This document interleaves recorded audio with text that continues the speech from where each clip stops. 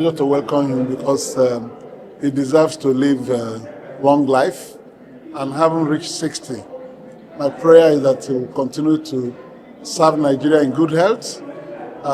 Actually, a lot of things have been said about him, but one thing I needed to add is that Tambuwal is one of the most detribalized Nigerians.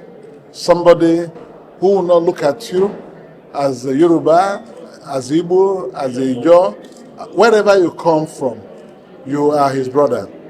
He demonstrated it in 2018 when my daughter came back from abroad and she was sent to Sokoto to do a program organized by the Pharmaceutical Society of Nigeria, for foreign pharmacy graduates. They usually do it for 7 weeks.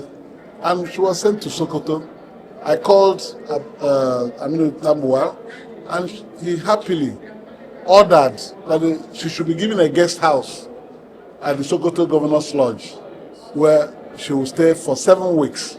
And when I told my daughter that I found a place for her, she told me that she had other 9 friends that came back from abroad on the same program for pharmacy.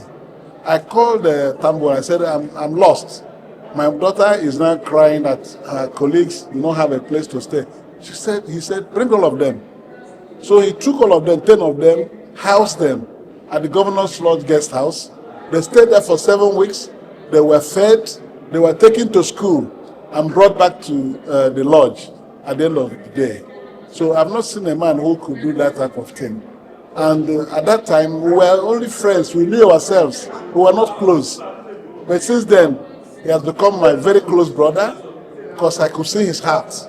And today, at 60, I had to come to congratulate him and pray for him. And God has brought us even closer. He's the chairman Senate Committee on Lands, Housing and Urban Development. I'm the vice chairman of that committee. So we work together as brothers and we see our hearts very open and we embrace each other every day. So on this day, I thank God for his life and the way Nigerians from all walks of life have come to honor him. May the Almighty Allah take all the glory and continue to give him good health so that he will live to attain greater heights in this country because it's well-being for everybody. He's right for anything because he's been groomed properly as a lawyer, as a former Speaker of the Federal House of Representatives, and a governor for 2 terms of 8 years, and now a distinguished senator of the Federal Republic.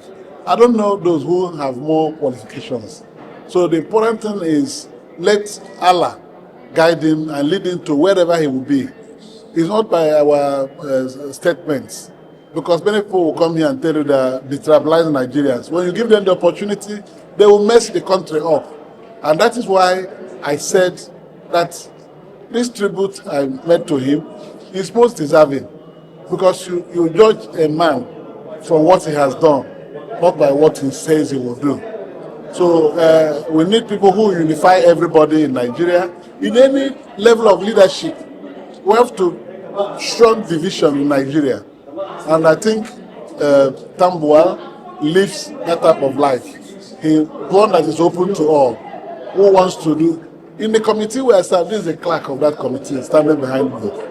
Tambuwal is so selfless, and he's not somebody who will be asking for anything.